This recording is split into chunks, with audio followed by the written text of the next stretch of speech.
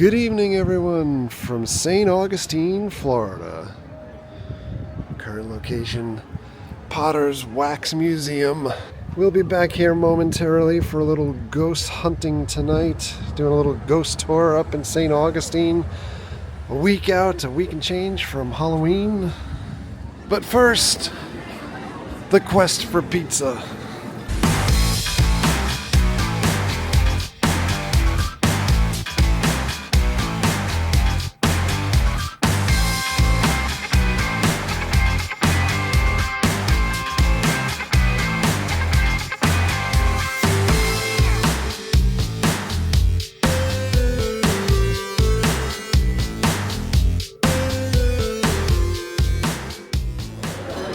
This is what we're looking at. Holy cow.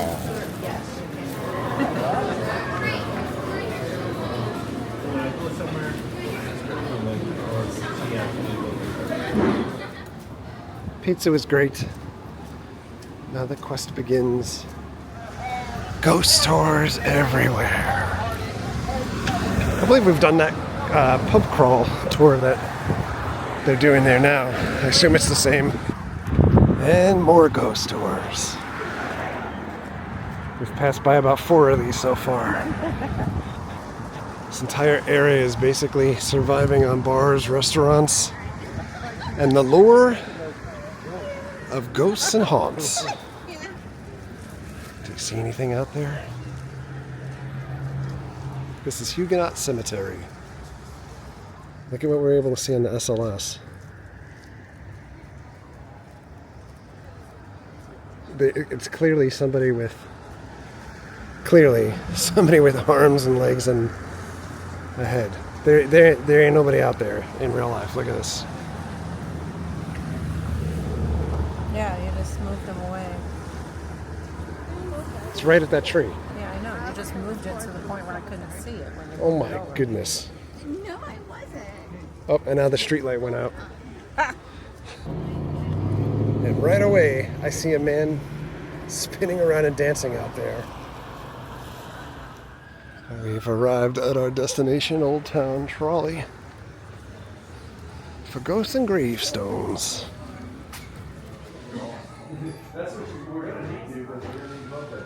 We have arrived.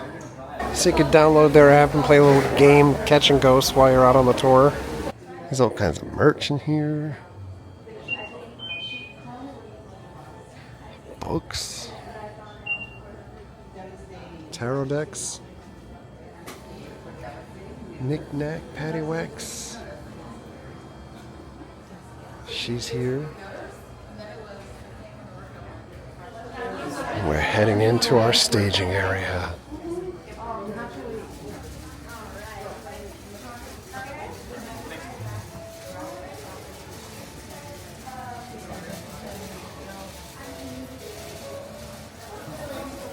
It's a traveling mortician's table.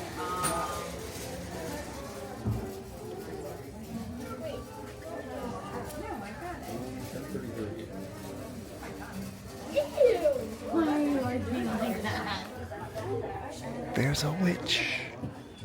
We have a Dybbuk box over here. And here we go. Trolley of the Doomed, everyone. We have our own soundtrack this evening. Undistributed that day. You see, those fighting flies had their Back own at Huguenot import, Cemetery. Yellow fever. Hundreds would die in the ensuing epidemic, and mass graves were dug. The Huguenot Cemetery right here on my side of the trolley is a direct result of the overwhelming need to bury the mass numbers of victims from that fever. Even over here on the driver's side, which at city gates, there is an apparition that's spotted of a young woman by the name of Elizabeth. She also died of yellow fever. Now, she's spotted there so often that shopkeepers are asked, "Who's the little historical reenactor down by city gates?" Only to confess there is no historical reenactor assigned to the city gates. So if you come out here to Spirit Central and commune with some of our local spirits, maybe you feel a heaviness in the air followed by a chill, that could be Elizabeth, or maybe one of the spirits in the Huguenot.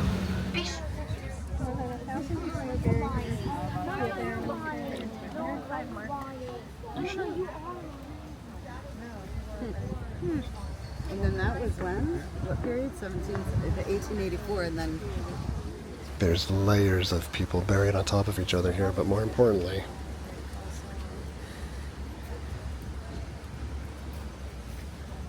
what the heck?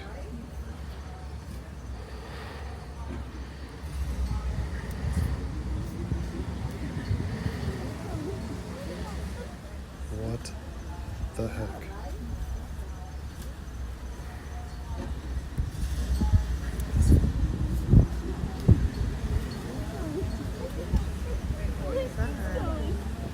So the cemetery is right next to Potter's Wax Museum, which is also the old drugstore. That's where we're going to head in next. Got a hand for you if you need it. Big step up. Got a hand for you if you need it. Big step up. Watch your step. Watch your step. The inside here has changed a little bit since the last time we were here. Drugstore in St. Augustine. This establishment was opened up in 1886 by the Spicer brothers. The one brother was a pharmacist during the daytime, and the other brother fancied himself an embalmer, and he did his work in the evenings. Now, they opened this drugstore at a time when medicine and medical technology was far more primitive than it is today. So the bottles that you see in here, they are original to the building. The medicines in them, they're largely concoctions of water, grain alcohol, and opium. So if the drugs didn't, or the diseases didn't kill you, the drugs might. But this entire area was inhabited by multiple tribes of Native Americans long before colonizers ever set their sights on these shores. And when those colonizers got here, it was pain and violence and devastation, and then they built a city over the top of those lands. And that city proceeded to grow and get larger, and where is the acknowledgement of the people that were here before? What happens with those ancestral spirits? I think the energy here is kind of absorbed into this very building, to the point that even when it first opened, there were stories about the hauntings here. So we are going to move into where the Wax Museum is, but the EVP was running during that and it picked up the word forgiveness. Oh, please, don't be dramatic. Come on, picture. Come on, girl.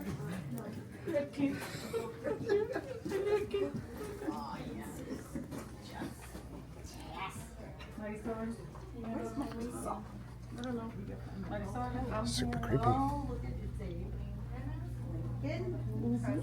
Abraham Lincoln.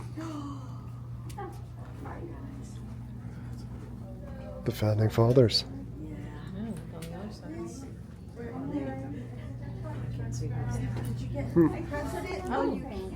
Oh. Herman. The headstone and the tube at the bottom of the headstone. Those two are connected by a string. The string runs through the ground all the way down into your coffin. It's attached to you at multiple points along your body. You can squeeze in, fill in the dead space. Well, that string's attached to you at multiple points along your body. That way, when you wake up and you start screaming and kicking and literally clawing at your coffin lid, well, you get to moving around. The next thing you know, saved by the bell. However, what happens if you wake up at night? Who's going to save you then? Well, luckily for us, there's graveyard shift. Hey! I'm done with my jokes, I promise. All right. In 1684, there was to be a pirate execution. Do you guys know what a garrote is? Some of you do, some of you don't. Well, this is a garrote.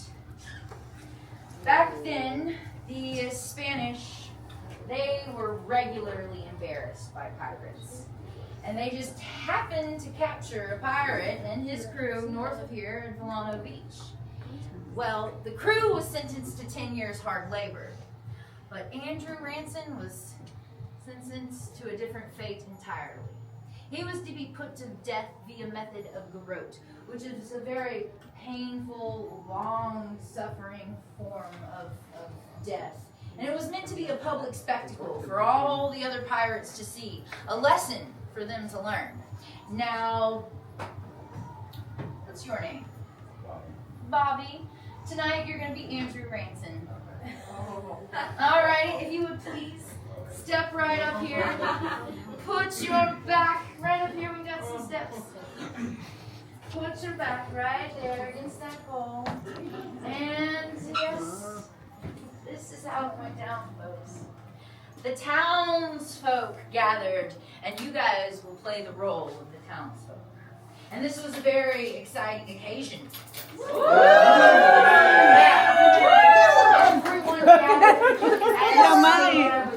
It was the clergy was there, the governor was there, as the executioner read the name and the crimes of the guilty. Andrew Ranson!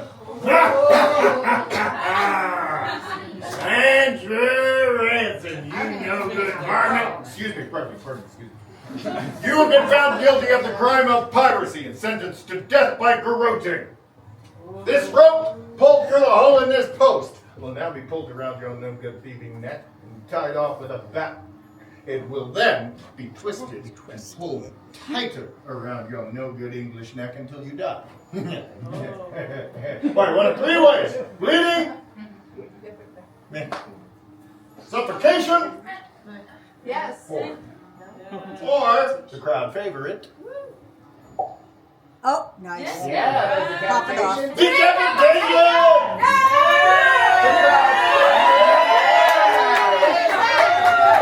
They came in for a show. Oh, and afterwards, we're all invited back for tea and cookies hosted by the governor. I love it. And the governor has the best cookies. And, well, he was really excited to see this scallywag be put to death. But the crowd was more excited.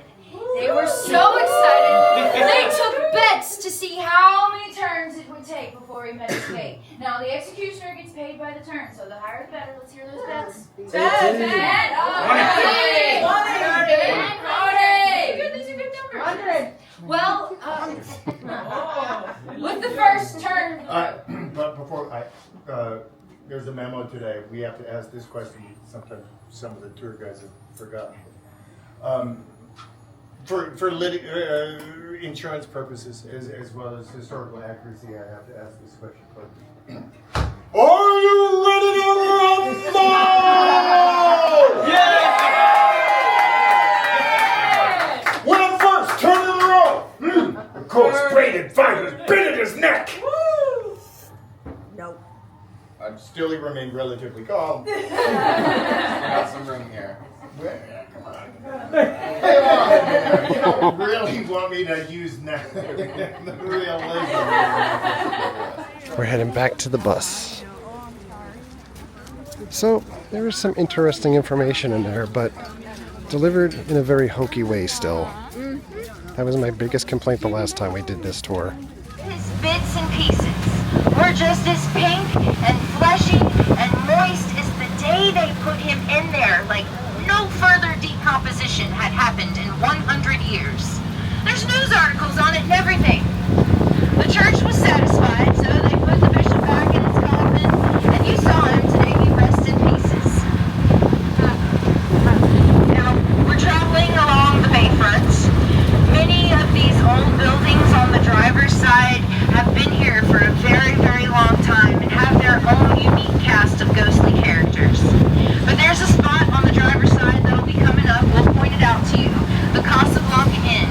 The former owner likes to make it her old haunt. Miss Bradshaw ran the Casablanca Inn as a boarding house in the Prohibition era, the 1920s. She had realized that two men, they would visit. You see, this is the Casablanca Inn with the red awnings. It's all lit up there. Miss Bradshaw noticed that two men were rum runners. They would hang out on the seawall all night instead of actually using their rooms. Miss Bradshaw invited them to use the Casablanca Inn as a place of operation for their rum running. And the next thing you know, it became the most popular spot in town. It was visited by all sorts of people, including government agents. But Miss Bradshaw worked them into her plan. Whenever those government agents were in town, she would signal to her rum runner friends that they needed to stay out of town. When it was safe, she would walk along the top of her roof, waving a lantern, and when that light didn't appear, the rum runners knew to stay out of town. Miss Bradshaw is said to fell in love with one of those rum runners, but he ghosted her. And sadly, she was alone until the day she died. But she would go up with her lantern to signal with her light. And we still see that light to this day. Neighboring businesses along the Avenida and folks in the harbor, they like to think that maybe she's still there, signaling for her lost love to come home. Dolores loved two things more than anything: her rosewater perfume and her husband's first officer. And we like to think that maybe that's Coming up who was actually on the shackled old in jail. there. Now we have reached our next stop. Ladies and gentlemen, welcome to the old jail. Do not let this building's exterior fool you. It was designed with one purpose and one purpose alone: to contain the rage, the pain, and the violence of the people that found themselves trapped within its walls. And that energy doesn't go away when you drag the bodies out.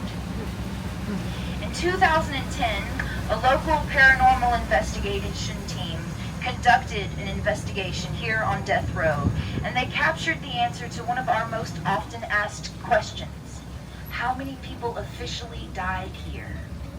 The answer that they captured that night was on an EVP, an electronic voice phenomenon, and we will play it for you. So listen real close. There were only 8. It'll play again. There were only 8. One more time.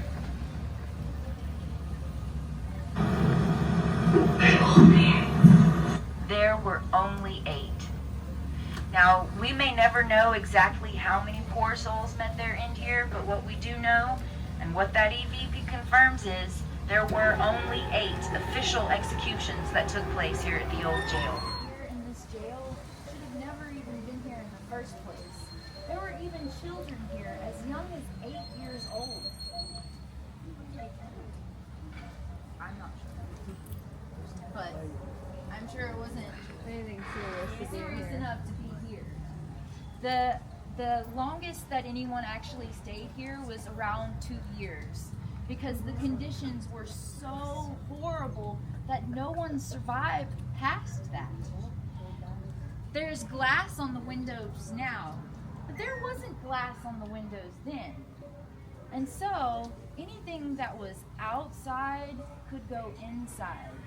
And that has its effect on people. The weather, the heat, bugs, all of that. And that really shortened people's lives.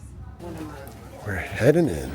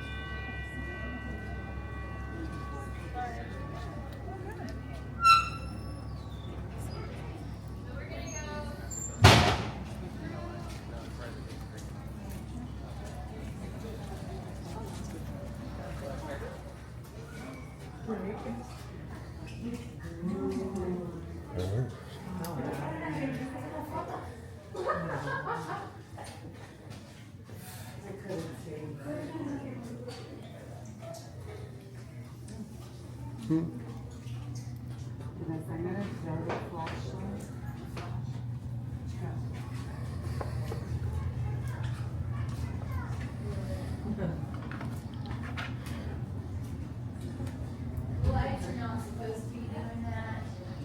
I do not want to do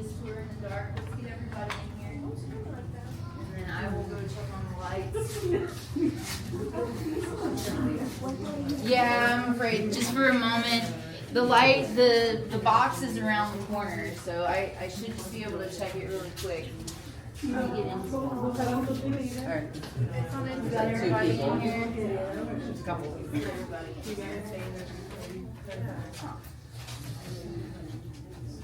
Alright, I will be right back.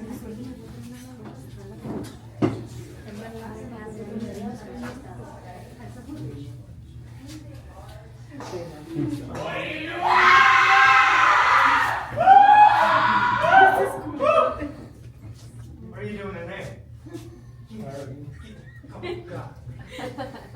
Well, howdy, y'all. My name's Charlie. Nice to meet you. I just said howdy, y'all. Come on, y'all. Now say hi. My name's Charlie. Hell yeah. Now, so what? Y'all just walked in here, kicking and screaming. Probably you were kicking and screaming, weren't you? All the time. Yeah. You see, when those tour guys, when they come in here with their puffy clothes and such, they always skip some of the finest parts about this place. So on behalf of me and my boon companions, I'm gonna teach y'all about the 8 documented hangings that we had in this here jail. Y'all wanna learn? Yeah! Alright, we're gonna start with this big Kodiak picture y'all see up on the wall right there. Y'all see that man up in the center? Them flowers? That there is Sim Jackson right before he swung, and that big burly man in the cowboy hat. A nice 6'6", 350 pounds. That's our old dog, Sheriff Joe Parrish. Sheriff, he was angry that people were taking Kodiak pictures at his hanging. But he was even more angry. The man that he was set to hang was given flowers. Now most people, they say that Sam, he didn't deserve those flowers, you know, on account of what he had done to his wife. See, they had got into a little bit of an argument, broke out into a bigger fight, and now we don't know who struck first, but we know who struck last.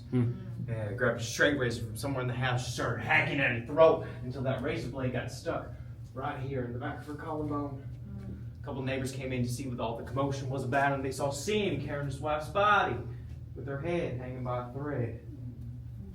Now this beautiful picture shows Sim on his final day. Some 500 people come to see that man swing, and he was up in them gallows. All he wanted to do was really speechify that crowd. So he's up there saying things like, "I'll see you all in heaven." I can tell you all full honesty, that man, he ain't in heaven now. No. But that's not the most interesting part of here. Y'all see those 2 men down the bottom right corner? Them bowler hats? See, them is brain doctors. They came down from the north. They wanted to do an experiment on the conscious mind, so they asked Sim, "Hey Sim, when you drop through those doors, start wiggling your fingers."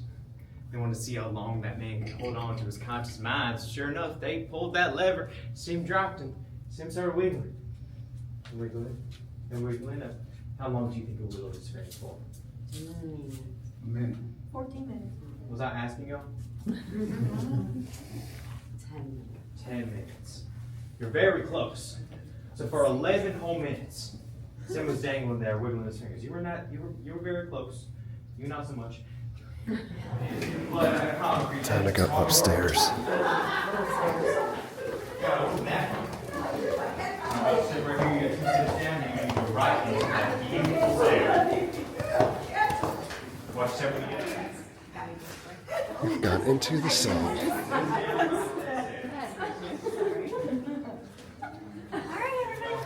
Couple of bunks. Couple table. More That's bunks. the bathroom.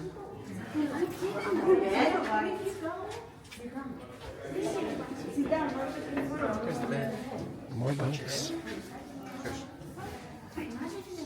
What's that? What you need? Alright, let's close the door. And now we're getting locked in here. He had this dark mind, and one day, he found the perfect prey. An Assyrian peddler named Charles Joseph. A man made his living selling odd pieces of jewelry, small little trinkets. George followed that fellow to the 919, jumping behind bushes, jumping behind trees, just waiting for his moment to strike.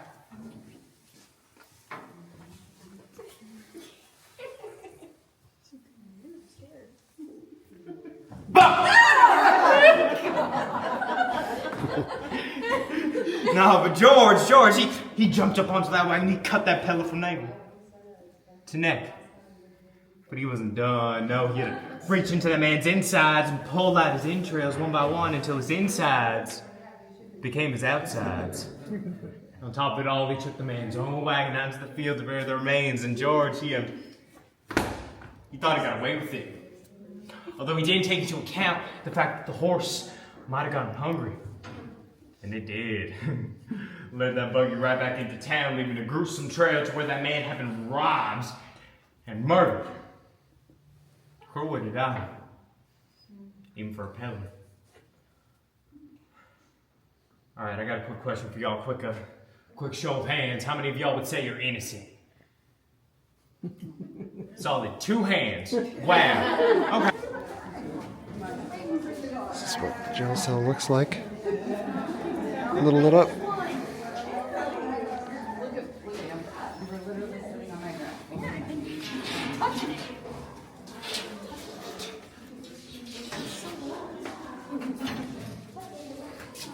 You're very annoying when you're tired. Thank you.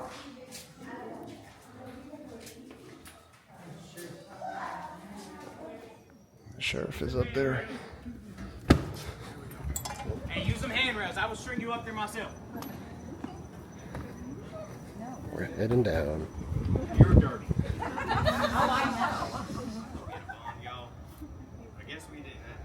This is the jail gallows.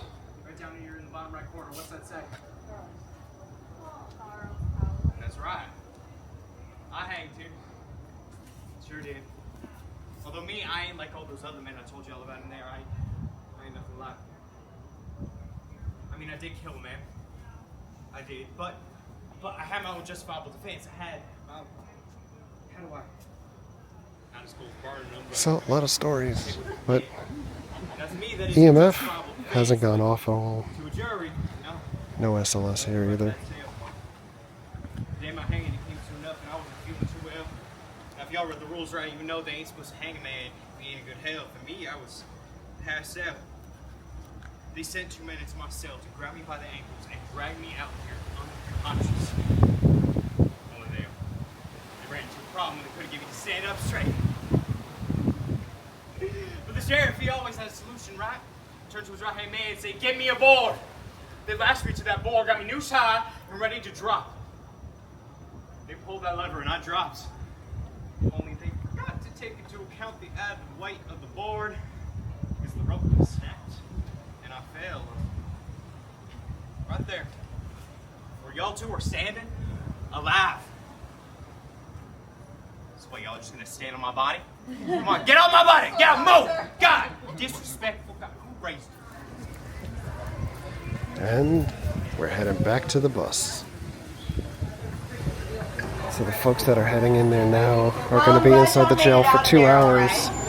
Do a little bit more of a paranormal thing. In the old jail, that's what these lovely folks right here are doing. They're getting ready for a couple more hours in the old jail. They've shown up here, they've checked in with the hosts, and you can too. Show up. Not till Monday. Well, it's a paranormal experience. You show up here and you check in when it's available, and you are given a little more history of the jail itself, and then you're given a tutorial on how to use paranormal investigative equipment, and then you're set loose for 2.5 hours to conduct your very own investigation. Alright. Literally the witching hour. We've got to walk back to the garage and get our car, which might be the scariest part of this outing. So, we had a bunch of historical stories, kind of ghost story type stuff. 2 locations. Actually 3. That's, yeah, kind of like 2.5. 2.5. And then kind of some hokiness too. We had a hooky weekend. It's I say this the last time, I say it again, like I think the tour that Ripley's does of the haunted castle that they're in, or the building, is a much better haunted experience. That's been sold out through the Halloween holiday, so very difficult to get tickets to that. Considerable easier to get tickets for Ghosts and Gravestones. So, is this worth it? I still say it's worth it. If you're coming to St. Augustine and you're a tourist, it's something to do. We did pick up some stuff, like the SLS stuff in both graveyards is bonkers level crazy, that it's so crisp, full formation of stuff, and right at the areas of where certain things would be. So it's crazy. What we didn't film was like the negative test that we did, also to try to show it against like other things, to make sure it wasn't just an anomaly or just popping for whatever reason. So it was just crazy to see that. We did get something on the EVP at one point when we were inside the old drugstore or the wax museum, that said forgiveness, which was pretty cool. I did try running the EVP through the rest of the night, and nothing else popped for the rest of the time that we were around, even in the jail. The EMF didn't pop at all, regardless of where we went. The most it went was, I'm just going to be honest with everybody, it was like 2 bars, and that was over towards in between the cemetery and the wax museum. So it was a crappy day. Maybe they didn't want to show themselves. not a lot of paranormal activity. So, but we have had things here in the past, and I think the best scenarios where we've had stuff were at the Ripley's Museum, where we had like some really craziness happen in the past when we were here. But in any event, it was fun. Yeah. And it was great to get back to St. Augustine, albeit for a short visit. But thanks for coming along. Thank you very much for all of your likes, comments, and subscriptions. Treat others the way you want to be treated. Have a great night. See you guys.